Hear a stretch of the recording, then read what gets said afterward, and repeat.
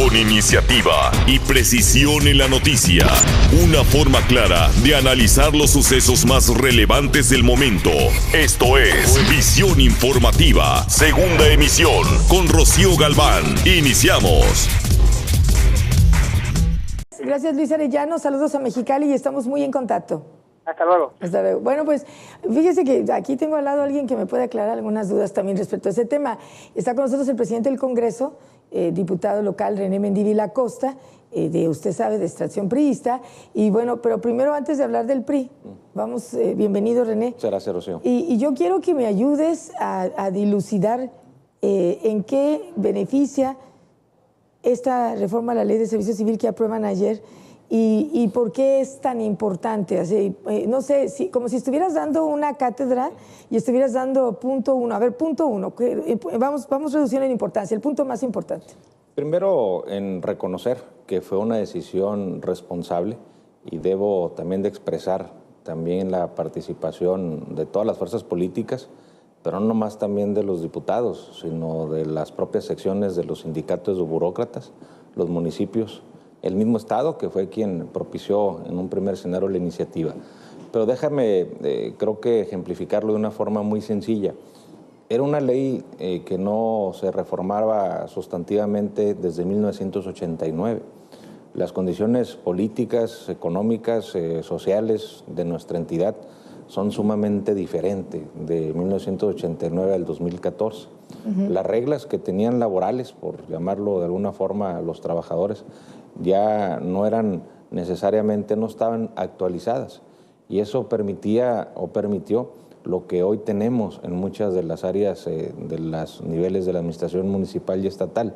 Finanzas muy comprometidas, ayuntamientos con gastos de operación, gasto corriente sumamente complejo, sin maniobra para prestar los servicios elementales que constitucionalmente les corresponde, o el mismo Estado sin una capacidad para impulsar acciones de infraestructura porque también su gasto corriente está sumamente comprometido. Y también no es un tema de responsabilidad de los trabajadores de base ni del sindicato. Hay que decirlo que hubo muchos abusos de lo que correspondía por la ley, por quienes en un momento dado llegaron a un cargo de confianza y enamorados del espacio que les dio esa responsabilidad de confianza y resistiéndose a querer salir de un espacio, demandaban la basificación a través de un procedimiento judicial, no necesariamente a través de un interés sindical. Y dadas las prerrogativas que le concedía la disposición legal, pues ganaban todos los juicios. Temas complejos de administraciones los hay en todos los municipios, pero que terminaba una administración y de un momento a otro ingresaban 200 trabajadores de base, o que hoy se tienen más de 3,000 demandas por atenderse en el estado de solicitudes de basificación. Era un tema que ya no podía esperar. O sea, me quieres decir, René, perdón que te interrumpa, que con esta reforma aprobada ayer, este problema de las administraciones, ¿comienza un camino de solución? Definitivamente, hay nuevas reglas, ya no habrá la posibilidad de las basificaciones que se habían dado tan cuestionadas de un número muy importante, o de gente que no tenía el mérito ni que tenía el trabajo de esfuerzo, que muchos compañeros por años han esperado una oportunidad de poder aspirar a una basificación y que lamentablemente no se les ha dado también esa oportunidad por razones que aún todavía no terminamos de comprender. Pero con esto ya se crea una comisión mixta que deberá evaluar también el perfil, la capacidad y el desempeño que el trabajador tenga para poder aspirar a una base. Pero también debo decirlo, no hubiera existido el consenso ni la aprobación unánime en cuanto a las fuerzas políticas. Las 9 fuerzas políticas representadas en el Congreso votamos a favor, no la iniciativa del gobernador, porque debo también puntualizarlo. Porque se dice que el titular del Ejecutivo presentó una iniciativa de reforma a la Ley del Servicio Civil, que era su prerrogativa, su derecho. Se turnó a la Comisión de Dictamen, que es la Comisión de Legislación.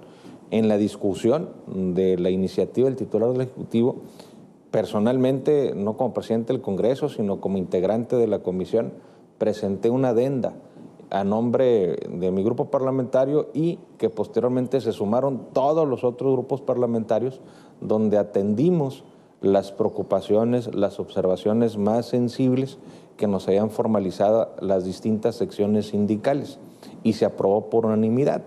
Y entiendo perfectamente la importancia de que se hubieran también reflejado en esta iniciativa. René, ¿por qué dice Carmen Frías que los panistas pueden estar contentos con esta reforma a la ley civil? ¿A qué se refiere? ¿Y por qué dice que sí se deteriora el estatus de la clase trabajadora, que sí la afecta? Bueno, respeto la expresión de la diputada, hay que conocer también su origen. Ella fue dirigente del sindicato de burócratas y sin duda para ella hubiera sido de mejor utilidad que se hubieran mantenido las mismas condiciones como actualmente se tienen, porque todavía no está vigente la disposición que se aprobó ayer en el Congreso.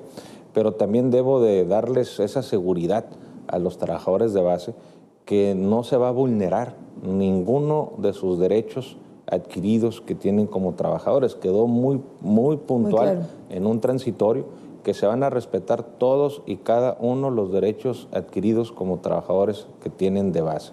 Pero adicionalmente, porque había un tema que también debo de reconocerle a Manuel Oseguera, dirigente de la sección sindical aquí de Tijuana, una causa también muy legítima de preocupación que tenía que ver con los trabajadores de base que colaboran en las instituciones policiales, llámese Procuraduría, Seguridad Pública Estatal, en las academias, en los municipios, donde había la preocupación que a partir de la vigencia de la ley, todos los que estaban colaborando, secretarias mecanógrafas, personal de intendencia, gente que tiene un nivel de base, automáticamente perderían esa condición y se tendrán que convertir por la función en donde se encuentran, en trabajadores de confianza.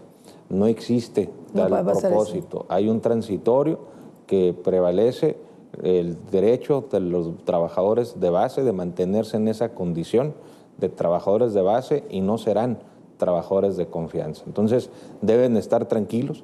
Hay una previsión muy precisa en la ley, en 2 transitorios, donde les damos esa seguridad y esa estabilidad que siempre se requiere en el empleo. René, brevemente, cambiando de tema radicalmente, en tu condición de priista, hoy se da a conocer lo de la renuncia de Nancy Sánchez Arredondo, van a conformar 10 personas su planilla. ¿Tú estás en alguna de esas posiciones, en esa planilla? Hoy se da a conocer en una primera instancia, previo a la separación de hoy la exdirigente del PRI, Nancy Sánchez, se publicó por parte del presidente del Comité Nacional del PRI, César Camacho, la convocatoria para elegir a presidente y secretario general del Comité Directivo Estatal para el periodo 2014-2018. El término que se abre son de 10 días para quien tenga interés de participar pueda formalizar su registro, pero se registra únicamente la fórmula de presidente y de secretario general.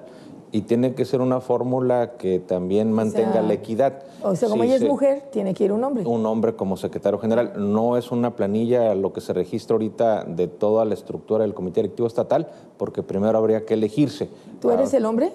No, yo ya tuve la distinción de ser presidente del Comité Directivo Estatal. Es un tema, lo que entiendo el día de hoy, en razón de lo que ella misma manifestó, que estará haciendo las valoraciones correspondientes, porque hay muchos perfiles, por fortuna, de periodistas. Digo, no sé si de los mismos que han manifestado interés, por ejemplo, los mismos que han manifestado interés de participar como dirigentes de partido, que pudieran, en todo caso, conformar una fórmula del mismo Carlos Barbosa, del mismo José Zuna Camacho, del mismo Carlos Murguía, de los que quieren ser del mismo candidatos. Javier Orvalejo, de los mismos que en su momento pudieron o pueden mantener esa aspiración, que pudiera haber un ejercicio de entendimiento político, pero eso ya corresponderá, obviamente, a la decisión que ellos tomen. Yo tengo plena confianza de que vamos a salir fortalecidos. Entiendo lo legítimo de las expresiones que se han dado, pero eso habla de que hay un partido activo, un partido en movimiento y un partido listo para dar la lucha a lo que viene. René, gracias por estar aquí. No, al contrario, Rocío, como siempre, un placer. Bueno, pues vamos a hacer corte y regresamos con más aquí en Visión Informativa, segunda emisión. Análisis objetivo de la noticia en Visión Informativa, segunda emisión. Continuamos.